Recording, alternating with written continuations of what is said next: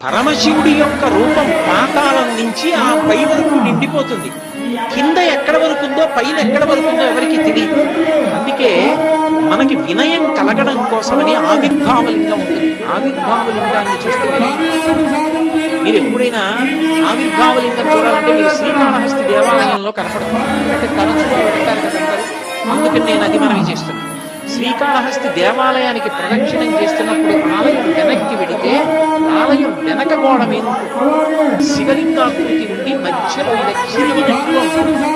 అందులో శివుడు సాకారంగా ఉంటాడు.